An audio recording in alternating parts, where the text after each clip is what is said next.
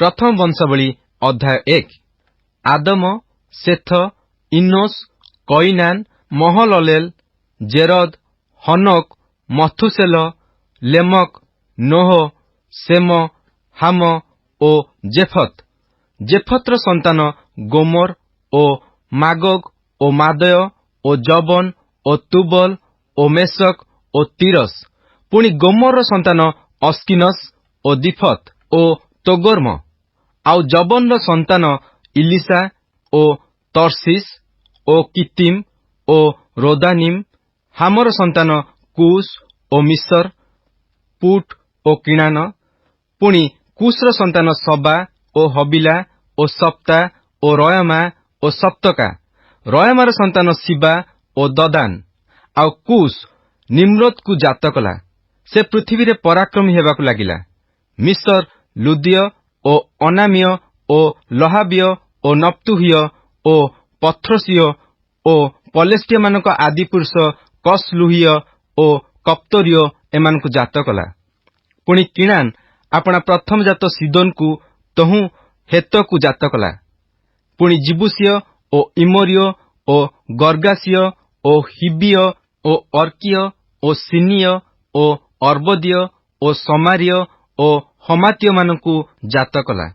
सेमर संतानगण एलम ओ असुर ओ अर्फक्सद ओ लूद ओ अराम ओ उस ओ हुल ओ गेथर ओ मेसक। पुणी अर्फक्सद सेलह को जात कला ओ सेलह एबर को जात कला। पुणी एबरर दुई पुत्र जात हेले। एकर नाम पेलग, कारण ताहार समय पृथ्वी विभक्त हेला ओ ताहार भ्रातर नाम जक्तन। पुणी जक्तन अलमोदोद ओ सेलफ ओ हत्सर्माबत ओ जेरह ओ हदोराम ओ उसल ओ दिक्ला ओ ओबोल ओ अबिमाएल ओ शिबा ओ ओफिर ओ हबिला ओ जोबब को जात कला। एमाने जक्तन रो संतान। सेम, अर्फक्सद, सेलह, एबर, पेलग, रिय, सरुग, नाहोर, तेरह, अब्राम अर्थात अब्राहम, अब्राहमकर पुत्र इसहाक ओ इस्माएल। एमानकर वंशावली एही। इस्माएल रो प्रथम जात नबायत, तही उतारे केदार ओ अदबेल ओ मिप्सम, मिस्म ओ दुमा, मसा, हदद ओ तेमा, जिट्टुर, नाफिस ओ केदमा। एमाने इस्माएल रो संतान। अब्राहमकर उपपत्नी कटुरार संतानगण एही। से सिम्रन ओ जक्सन ओ मदान ओ मिदियन ओ जिस्बक ओ सुह को जात कला। आउ जक्सन रो संतान शिबा ओ ददान। आउ मिदियन रो संतान ऐफा ओ एफर ओ हनक ओ अबिद ओ इलदाया। ए समस्ते कटुरार संतान। पुणी अब्राहम इसहाक को जात कले। सही इसहाक रो पुत्र एसौ ओ इस्राएल। एसौ रो संतान इलिफस, रुएल ओ जियस ओ जालम ओ कोरोह। इलिफस रो पुत्र तैमन ओ ओमार, सफी ओ गईतम, कनस ओ तिम्न ओ अमालेक। रुएल रो संतान नहत, सेरह, सम ओ मिसा। आउ सेईर रो संतान लोटन ओ सोबोल ओ सिबियन ओ अना ओ दिसोन ओ एत्सर ओ दिसन। लोटन रो संतान होरी ओ होमम ओ तिम्ना, लोटन रो भगिनी थिला।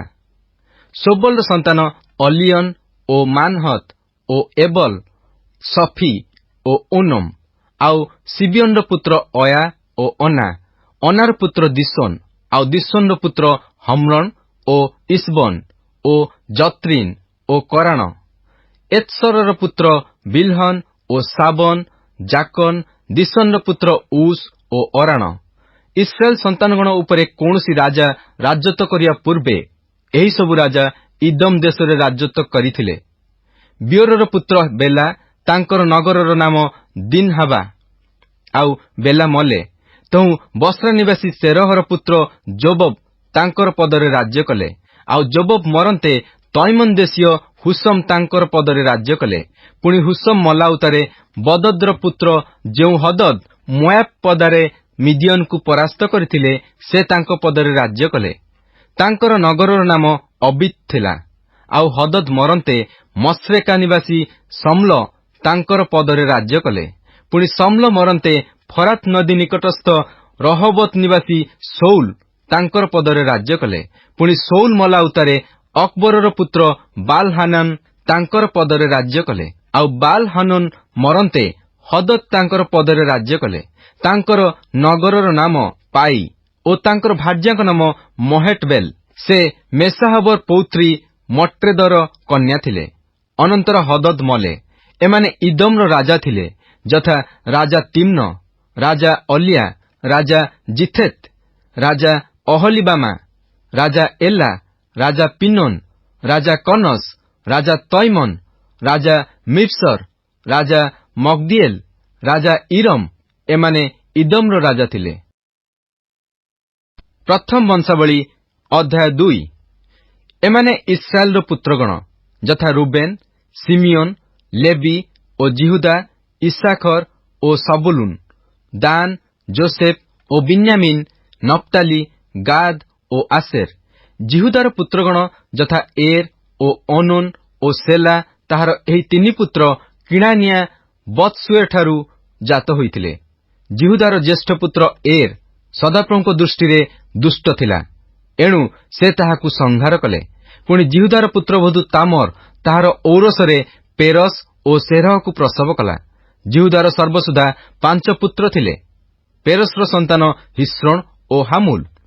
ପୁଣି ସେରହର ସନ୍ତାନ ସିମ୍ରି ଓ ଏଥନ ଓ ହେମନ ଓ କଲକୋଲ ଓ ଦେଗ, ସର୍ବସୁଦ୍ଧା 5 ଜଣ। କମର ପୁତ୍ର ଆଖର ଇସ୍ରାଏଲର ଦୁଃଖଦାୟକ ଥିଲା। ସେ ବର୍ଜିତ ଦ୍ରବ୍ୟ ବିଷୟରେ ସତ୍ୟ ଲଙ୍ଘନ କରିଥିଲା। ପୁଣି ଏଥନର ପୁତ୍ର ଅସରିଆ, ଆଉ ହିସ୍ରୋନର ଔରସଜାତ ପୁତ୍ର ଜିରହମେଲ ଓ ଗମ ଓ କାଲୁବାୟ।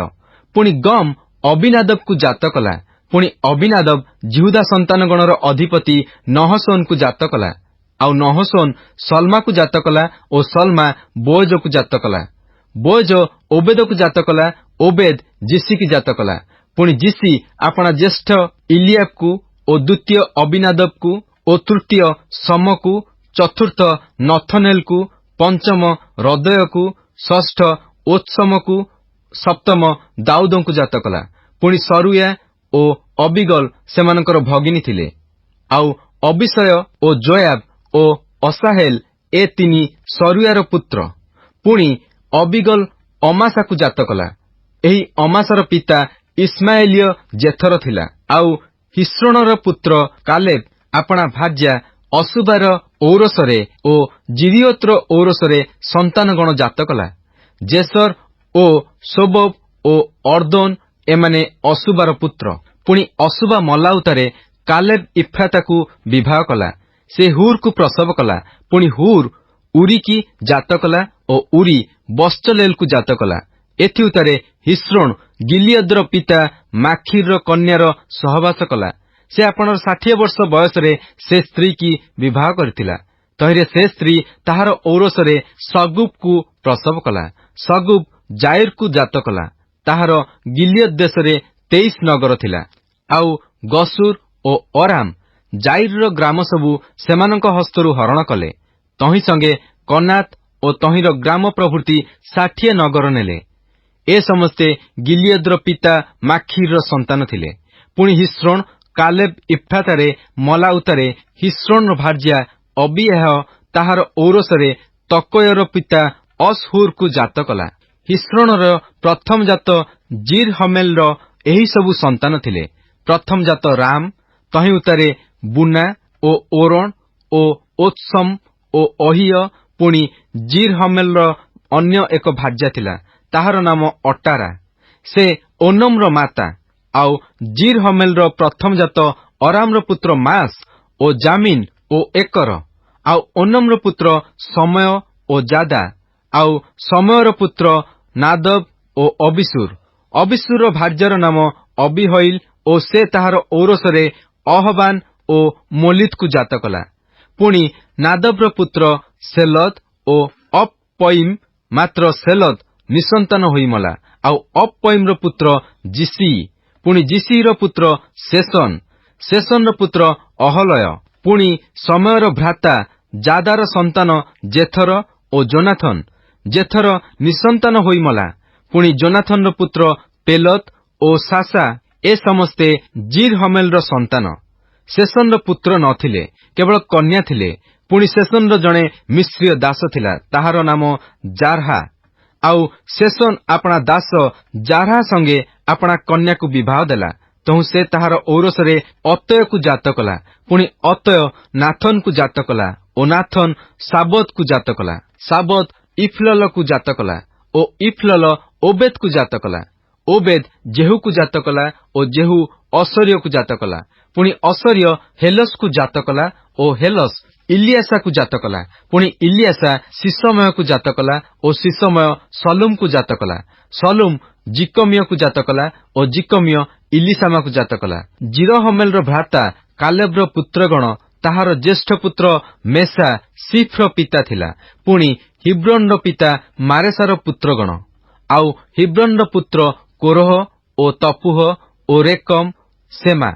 ପୁଣି ସେମା ଜର୍କିୟମର ପିତା ରହମକୁ ଜାତ କଲା ଓ ରେକମ ସମୟକୁ ଜାତ କଲା। ଆଉ ସମୟର ପୁତ୍ର ମାୟୋନ, ମାୟୋନ ବୈତସୁରର ପିତା ଥିଲା। ପୁଣି କାଲେବର ଉପପତ୍ନୀ ଅଇଫା ହାରଣକୁ ଓ ମୋତ୍ସାକୁ ଓ ଗାଶେସକୁ ଜାତ କଲା। ଆଉ ଜେହଦୟର ପୁତ୍ର ରେଗମ ଓ ଯୋଥମ ଓ ଗେସନ ଓ ପେଲଟ ଓ ଅଇଫା ଓ ସାଫ। ପୁଣି କାଲେବର ଉପପତ୍ନୀ ମାଖା ସେବରକୁ ଓ ତିର୍ହନିକୁ ପ୍ରସବ କଲା। ଆହୁରି ସେ ମଦମାନାର ପିତା ସାଫକୁ, ମକବେନାର ପିତା ଶିବାକୁ ଓ ଗିବିଆର ପିତାକୁ ପ୍ରସବ କଲା। ଆଉ ଅକ୍ସା କାଲେବର କନ୍ୟା ଥିଲା। କାଲେବର ସନ୍ତାନଗଣ ଯଥା ଇଫ୍ରାତାର ପ୍ରଥମ ଜାତ ହୁରର ପୁତ୍ର ଶୋବଲ, କିରିୟତ ଜିଆରିମର ପିତା, ସଲମ ବେଥଲେହମର ପିତା, ହାରେଫ ବୈତଗାଦରର ପିତା। ଆଉ କିରିୟତ ଜିଆରିମର ପିତା ଶୋବଲର ପୁତ୍ରଗଣ ଥିଲେ ହଗୟା ମନୁହଥର ଅର୍ଦ୍ଧାଂଶ। ଆଉ କିରିୟତ ଜିଆରିମର ଗୋଷ୍ଠୀ ଜିତ୍ରିୟ ଓ ପୁଥିୟ ଓ ସୁମାଥିୟ ଓ ମିଶ୍ରୀୟମାନେ। ଏମାନଙ୍କଠାରୁ ସରାଇୟ ଓ ଇଷ୍ଟାଏଲିୟମାନେ ଉତ୍ପନ୍ନ ହେଲେ। ସଲମର ସନ୍ତାନଗଣ ଯଥା ବୈଥଲହମ ଓ ନଟଫାତୀୟମାନେ ଅଟ୍ରୋତବେତ ଜୟାବ ଓ ମନହତୀୟମାନଙ୍କ ଅର୍ଦ୍ଧାଂଶ ସରୀୟମାନେ। ଆଉ ଜାବେଶ ନିବାସୀ ଲେଖକମାନଙ୍କ ଗୋଷ୍ଠୀ ଯଥା ତିରିୟାଥିୟ, ସିମିୟଥିୟ, ସୁଖାଥିୟମାନେ। ଏମାନେ ରେଖବ ବଂଶର ପୂର୍ବପୁରୁଷ ହମତ ଠାରୁ ଉତ୍ପନ୍ନ କିନୀୟ ଲୋକ। ପ୍ରଥମ ବଂଶାବଳୀ ଅଧ୍ୟାୟ 3। ଦାଉଦଙ୍କର ଏହି ପୁତ୍ରମାନେ ହିବ୍ରୋନରେ ଜାତ ହୋଇଥିଲେ। ଜ୍ୟେଷ୍ଠ ପୁତ୍ର ଅମ୍ନୋନ, ସେ ଜିସ୍ରିଏଲିଆ ଅହିନୋଏମ ଠାରୁ ଜାତ। ଦ୍ୱିତୀୟ ଦାନିଏଲ, ସେ କର୍ମିଲିଆ ଅବିଗଲ ଠାରୁ ଜାତ। ତୃତୀୟ ଅବସାଲମ, ସେ ଗସୁରର ରାଜା ତଲମୟର କନ୍ୟା ମାଖାର ପୁତ୍ର। ଚତୁର୍ଥ ଅଦନୀୟ, ସେ ହଗିତ୍ର ପୁତ୍ର। ପଞ୍ଚମ ସଫଟିୟ, ସେ ଅବିଟଲ ଠାରୁ ଜାତ। ଷଷ୍ଠ ଜିତ୍ରିୟମ, ସେ ଦାଉଦଙ୍କର ଭାର୍ଯ୍ୟା ଇଗ୍ଲା ଠାରୁ ଜାତ। ହିବ୍ରୋନରେ ଦାଉଦଙ୍କର 6 ପୁତ୍ର ଜାତ ହେଲେ ଓ ସେଠାରେ ସେ 7 ବର୍ଷ 6 ମାସ ରାଜ୍ୟ କଲେ। ପୁଣି ସେ ଜିରୁସାଲେମରେ 33 ବର୍ଷ ରାଜ୍ୟ କଲେ। ଜିରୁସାଲେମରେ ତାଙ୍କର ଏହି ପୁତ୍ରମାନେ ଜାତ ହୋଇଥିଲେ ଯଥା ସିମିୟ ଓ ସୋବବ ଓ ନାଥନ ଓ ସଲମନ। ଏହି 4 ଜଣ ଅମିଏଲର କନ୍ୟା ବତ୍ସୁୟା ଠାରୁ ଜାତ।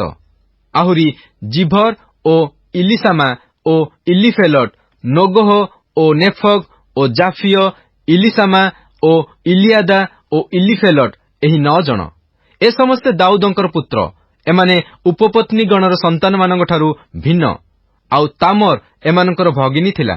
ପୁଣି ସଲମନଙ୍କର ପୁତ୍ର ରିହବିଆମ, ତାଙ୍କର ପୁତ୍ର ଅବିୟ, ତାହାର ପୁତ୍ର ଆସା, ତାହାର ପୁତ୍ର ଜିହୋସାଫଟ, ତାହାର ପୁତ୍ର ଯୋଗମ, ତାହାର ପୁତ୍ର ଅହସ୍ୟ, ତାହାର ପୁତ୍ର ଜୋୟାସ, ତାହାର ପୁତ୍ର ଅମତ୍ସ୍ୟ, ତାହାର ପୁତ୍ର ଅସର୍ୟ, ତାହାର ପୁତ୍ର ଯୋଥମ, ତାହାର ପୁତ୍ର ଆହସ, ତାହାର ପୁତ୍ର ହିଜକିୟ, ତାହାର ପୁତ୍ର ମନସି, ତାହାର ପୁତ୍ର ଆମୋନ, ତାହାର ପୁତ୍ର ଯୋଶିୟ। ଯୋଶିୟର ପୁତ୍ରଗଣ ଯଥା ପ୍ରଥମ ଜାତ ଯୋହାନନ, ଦ୍ୱିତୀୟ ଜିହୋୟାକିମ, ତୃତୀୟ ସିଦିକିୟ, ଚତୁର୍ଥ ସଲୁମ।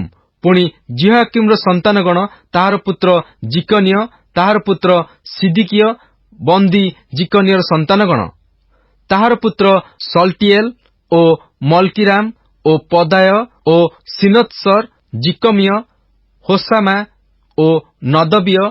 ପଦାୟର ପୁତ୍ର ସରୁବାବିଲ ଓ ସିମିଇ। ପୁଣି ସରୁବାବିଲର ସନ୍ତାନ ମସୁଲମ ଓ ହନାନିୟ ଓ ସଲୋମିତ ସେମାନଙ୍କର ଭଗିନୀ ଥିଲା। ଆଉ ହସୁବା ଓ ଓହେଲ ଓ ବେରିଖିୟ ଓ ହସଦିୟ ଓ ଜୁସବ ହେସଦ ଏହି 5 ଜଣ। ଆଉ ହନାନିୟର ସନ୍ତାନ ପ୍ଲଟିୟ ଓ ଜିସାୟହ। ରଫାୟର ପୁତ୍ରଗଣ ଅର୍ସନର ପୁତ୍ରଗଣ, ଓବଦ୍ୟର ପୁତ୍ରଗଣ, ସଖନିୟର ପୁତ୍ରଗଣ, ସଖନିୟର ପୁତ୍ରଗଣ ସମୟ, ସମୟର ପୁତ୍ରଗଣ ହଟୁସ, ଜିଗାଲ ଓ ବାରିହ ଓ ନିୟରିୟ ଓ ସାଫଟ 6 ଜଣ। ନିୟରିୟର ସନ୍ତାନ ଇଲିୟ, ଅଇନୟ ଓ ହିଜକିୟ ଓ ଅଶ୍ରିକାମ ଏହି 3 ଜଣ। ପୁଣି ଇଲିୟ ଅଇନୟର ପୁତ୍ର ହୋଦବିୟ ଓ ଇଲିଆସିବ ଓ ପ୍ଲାୟ ଓ ଅକ୍କବ ଓ ଯୋହାନନ ଓ ଦଳାୟ ଓ ଅନାନି ଏହି 7 ଜଣ। ପ୍ରଥମ ବଂଶାବଳୀ ଅଧ୍ୟାୟ 4। ଜିହୁଦାର ସନ୍ତାନଗଣ ପେରସ, ହିସ୍ରୋଣ ଓ କର୍ମୀ ଓ ହୁର ଓ ସୋବଲ। ପୁଣି ସୋବଲର ସନ୍ତାନ ଗୟା ଜହତକୁ ଜାତ କଲା। ପୁଣି ଜହତ ଅହୁମୟ ଓ ଲହତକୁ ଜାତ କଲା। ଏମାନେ ସରୀୟ ଗୋଷ୍ଠୀ। ଅଇଟମର ପିତାର ସନ୍ତାନ ଜିସ୍ରିଏଲ ଓ ଜିସ୍ମା ଓ ଜିଦବସ। ଏମାନଙ୍କ ଭଗିନୀର ନାମ ହତସଲିଲ ପୋନି ଥିଲା। ଆଉ ଗଦରର ପିତା ପନୁଏଲ ଓ ହୁସର ପିତା ଏସର। ଏମାନେ ବୈଥଲେହମର ପିତା ଇଫ୍ରାତାର ଜ୍ୟେଷ୍ଠ ପୁତ୍ର ହୁରର ସନ୍ତାନ। ପୁଣି ତକୟର ପିତା ଅସହୁରର ହିଲା ଓ ନାରା ନାମ୍ନି 2 ଭାର୍ଯ୍ୟା ଥିଲେ। ନାରା ତାହାର ଔରସରେ ଅହୁସମକୁ ଓ ହେଫରକୁ ଓ ତୈମିନିକି ଓ ଅହସ୍ତରିକି ପ୍ରସବ କଲା। ଏମାନେ ନାରାର ସନ୍ତାନ। ଆଉ ହିଲାର ସନ୍ତାନ ସେରତ, ଜିତସୋହର ଓ ଇତନାନ। ପୁଣି ହକ୍କୋସ ଆନୁବକୁ ଓ ସୋବେବାକୁ ଓ ହାରୁମର ପୁତ୍ର ଅହହେଲର ଗୋଷ୍ଠୀକି ଜାତ କଲା। ପୁଣି ଜାବେଶ ଆପଣା ଭ୍ରାତୃଗଣ ଅପେକ୍ଷା ଅଧିକ ସମ୍ଭ୍ରାନ୍ତ ଥିଲା। ତାହାର ମାତା ତାହାର ନାମ ଜାବେଶ ରଖିଥିଲା, କାରଣ ସେ କହିଥିଲା, ଆମ୍ଭେ ଦୁଃଖରେ ଏହାକୁ ପ୍ରସବ କଲୁ। ମାତ୍ର ଏହି ଜାବେଶ ଇସ୍ରାଏଲର ପରମେଶ୍ୱରଙ୍କ ନିକଟରେ ପ୍ରାର୍ଥନା କରି କହିଲା, ଆହା, ଏହା ଯେପରି ଆମ୍ଭ ଦୁଃଖର କାରଣ ନ ହୁଏ, ଏଥିପାଇଁ ତୁମ୍ଭେ ଆମ୍ଭକୁ ନିତାନ୍ତ ଆଶୀର୍ବାଦ କର ଓ ଆମ୍ଭ ସୀମା ବୃଦ୍ଧି କର ଓ ତୁମ୍ଭ ହସ୍ତ ଆମ୍ଭର ସହାୟ ହେଉ। ପୁଣି ତୁମ୍ଭେ ଆମ୍ଭକୁ ମନ୍ଦରୁ ରକ୍ଷା କର। ତହିଁରେ ପରମେଶ୍ୱର ତାହାର ନିବେଦିତ ବିଷୟ ତାହାକୁ ପ୍ରଦାନ କଲେ। ସୁହରସ ଭ୍ରାତା କଲୁବ ମହିରକୁ ଜାତ କଲା। ସେ ଇଷ୍ଟନର ପିତା। ଇଷ୍ଟନ ବୈତଗଫା ଓ ପାସେହକୁ ଆଉ ଇରନାହସର ପିତା ତିହିନକୁ ଜାତ କଲା। ଏମାନେ ରେକାର ଲୋକ। କନସର ପୁତ୍ର ଅତ୍ନିଏଲ ଓ ସରାୟ। ଅତ୍ନିଏଲର ପୁତ୍ରମାନେ ହଥତ, ମିଓନଥାୟ, ଅଫ୍ରାକୁ ଜାତ କଲା। ପୁଣି ସରାୟ ଗିହରସିୟମାନଙ୍କ ପିତା ଜୟାବକୁ ଜାତ କଲା। ଏମାନେ ଶିଳ୍ପକାର ଥିଲେ। ଆଉ ଜିଫୁନିର ପୁତ୍ର କାଲେବଙ୍କର ସନ୍ତାନଗଣ ଇରୁ, ଏଲା ଓ ନୟମ। ଆଉ ଏଲାର ସନ୍ତାନଗଣ ଓ କନସ। ଜିହଲିଲେର ପୁତ୍ରଗଣ ସିଫ ଓ ସିଫା ଓ ତିରିୟ ଓ ଅସାରେଲ। ଆଉ ଏଜ୍ରାର ପୁତ୍ରଗଣ ଜେଥର ଓ ମେରଦ ଓ ଏଫର ଓ ଜାଲୋନ। ମେରଦର ଭାର୍ଯ୍ୟା ମରିୟମ ସମୟ ଓ ଇଷ୍ଟିମୟର ପିତା ଜିସବହକୁ ପ୍ରସବ କଲା। ଆଉ ତାହାର ଜିହୁଦିଆ ଭାର୍ଯ୍ୟା ଗଦରର ପିତା ଜେରଦକୁ ଓ ସୋଖର ପିତା ହେବରକୁ ଓ ସାନୋହର ପିତା ଜକୁଥିଏଲକୁ ପ୍ରସବ କଲା। ମାତ୍ର ସେମାନେ ଫାରୋର କନ୍ୟା ବିଥିଆର ସନ୍ତାନ ଥିଲେ। ମେରଦ ତାହାକୁ ବିବାହ କରିଥିଲା। ନହମର ଭଗିନୀ ହୋଦିୟର ଭାର୍ଯ୍ୟାର ସନ୍ତାନ ଗର୍ମୀୟ କିଏଲାର ପିତା ଓ ମାଖାତୀୟ ଇଷ୍ଟିମୟ। ଆଉ ସିମୋନର ସନ୍ତାନ ଅମ୍ନନ ଓ ରିନ, ବିନହାନନ ଓ ତିଲୋନ। ଆଉ ଜିସିର ସନ୍ତାନ ସୋହେତ ଓ ବିନ ସୋହେତ। ଜିହୁଦାର ପୁତ୍ର ସେଲାର ପୁତ୍ରଗଣ ଲେକାର ପିତା ଏର ଓ ମାରେସାର ପିତା ଲାଦା। ଆଉ ଅସବେୟର ବଂଶଜାତ କ୍ଷୋମବସ୍ତ୍ର ପ୍ରସ୍ତୁତକାରୀ ସକଳ ଗୋଷ୍ଠୀ। ପୁଣି ଜୋକିମ ଓ କୋଶେବାର ଲୋକମାନେ ଓ ଜୟାସ ଓ ସାରଫ ନାମକ ମୋୟାବର ଶାସନକର୍ତ୍ତା ଓ ଜାସୁବିଲେହମ। ଏ ଅତି ପୁରାତନ କଥା। ଏମାନେ କୁମ୍ଭକାର ଓ ନତାଇମ ଓ ଗଦେରାରେ ବାସ କଲେ। ସେମାନେ ସେଠାରେ ରାଜା ସଙ୍ଗେ ତାହାର କାର୍ଯ୍ୟ ସକାଶେ ବାସ କଲେ। ସିମିଓନର ସନ୍ତାନ ନମୁଏଲ ଓ ଜାମିନ, ଜାରିବ, ସେରହ, ସୌଲ ତାହାର ପୁତ୍ର ସଲୁମ, ତାହାର ପୁତ୍ର ମିପସମ, ତାହାର ପୁତ୍ର ମିସ୍ମ, ପୁଣି ମିସ୍ମର ସନ୍ତାନ ହମୁଏଲ, ତାହାର ସନ୍ତାନ ସକୁର, ତାହାର ପୁତ୍ର ସିମି। ଆଉ ସିମିର 16 ପୁତ୍ର ଓ 6 କନ୍ୟା ଥିଲେ। ମାତ୍ର ତାହାର ଭାତୃଗଣର ଅନେକ ସନ୍ତାନ ନଥିଲେ, କିଏବା ସେମାନଙ୍କର ଗୋଷ୍ଠୀ ଜିହୁଦା ସନ୍ତାନଗଣ ତୁଲ୍ୟ ବୃଦ୍ଧି ପାଇଲେ ନାହିଁ। ଆଉ ସେମାନେ ବେର୍ସେବାରେ ଓ ମୋଲାଦାରେ ଓ ହତ୍ସର ସୁଆଲରେ ଓ ବିଲାରେ ଓ ଏତ୍ସମରେ ଓ ତୋଲୋଦରେ ଓ ବଥୁଏଲରେ ଓ ହର୍ମାରେ ଓ ସିକ୍ଲଗରେ ଓ ବୈଥମର୍କା ବୋଦରେ ଓ ହତ୍ସର ସୁସିମରେ ଓ ବୈଥବିରିରେ ଓ ସାରଇମରେ ବାସ କଲେ। ଦାଉଦଙ୍କର ରାଜତ୍ୱ ପର୍ଯ୍ୟନ୍ତ ଏସବୁ ନଗର ସେମାନଙ୍କର ଥିଲା। ଆଉ ଗ୍ରାମ ସୁଦ୍ଧା ଐଟମ ଓ ଐନ, ରିମୋନ ଓ ତଖେନ ଓ ଆସନ, ଏହି 5 ନଗର। ପୁଣି ବାଲ ପର୍ଯ୍ୟନ୍ତ ଏହି ନଗରର ଚତୁର୍ଦିଗସ୍ଥ ସମସ୍ତ ଗ୍ରାମ ସେମାନଙ୍କର ଥିଲା। ଏହି ସବୁ ସେମାନଙ୍କର ନିବାସ ସ୍ଥାନ ଓ ସେମାନଙ୍କ ନିଜର ବଂଶାବଳୀ ଅଛି।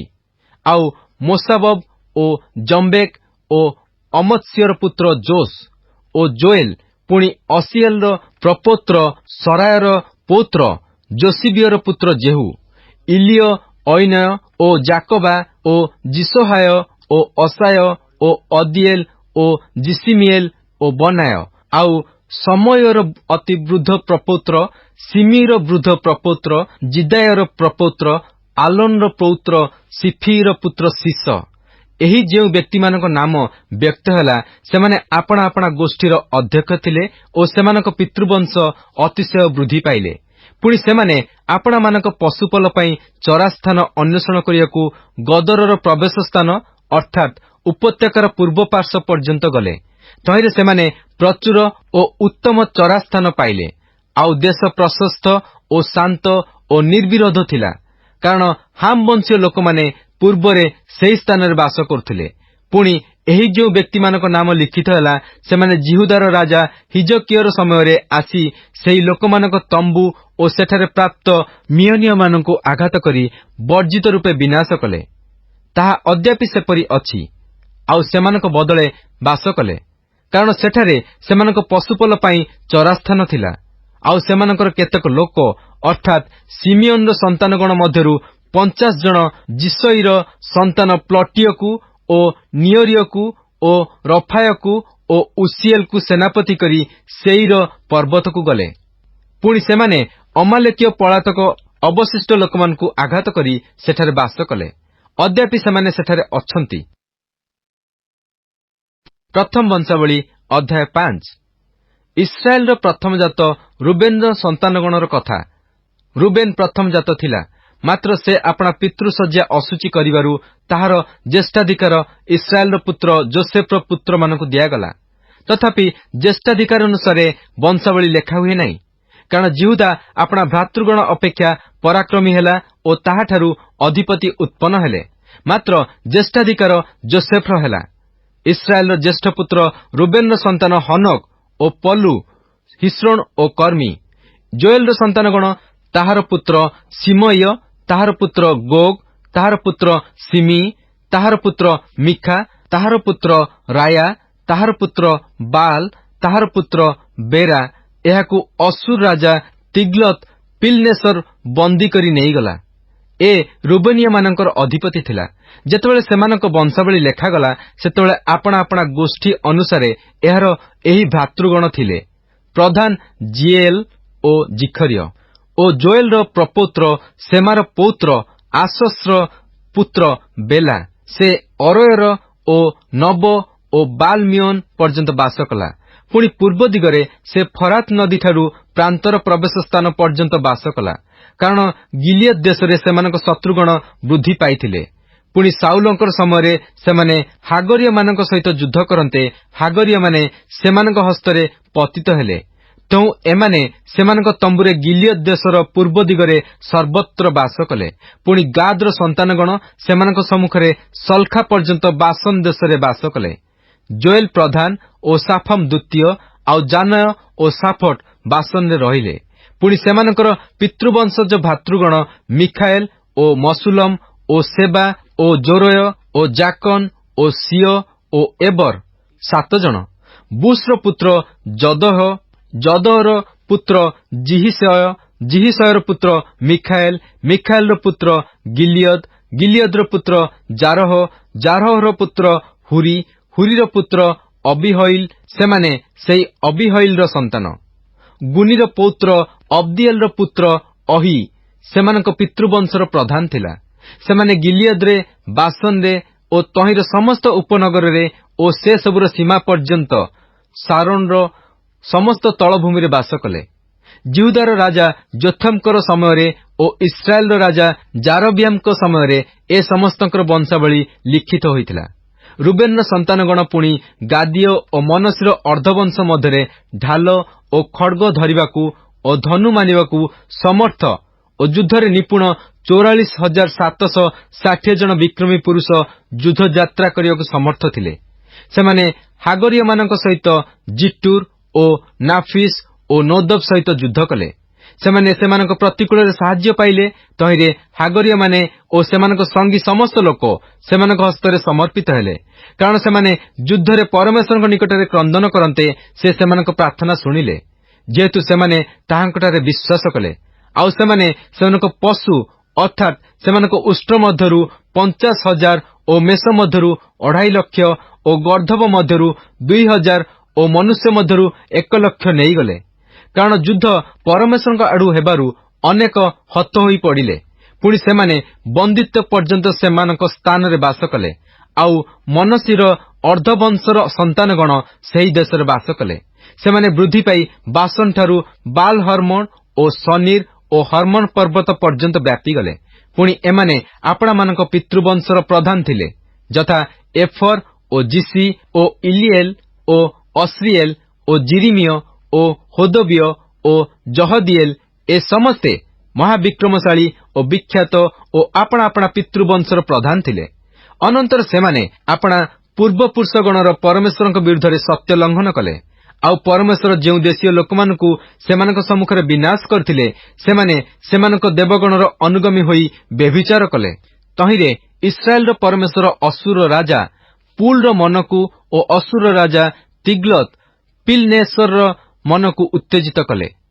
ତହିଁରେ ସେ ସେମାନଙ୍କୁ ଅର୍ଥାତ୍ ରୁବେନୀୟ ଓ ଗାଦୀୟ ଓ ମନସୀର ଅର୍ଦ୍ଧବଂଶୀୟ ଲୋକଙ୍କୁ ହଲ ଓ ହାବୋର ଓ ହାରା ଓ ଗୋସନ ନଦୀ ତୀରକୁ ଆଣିଲା।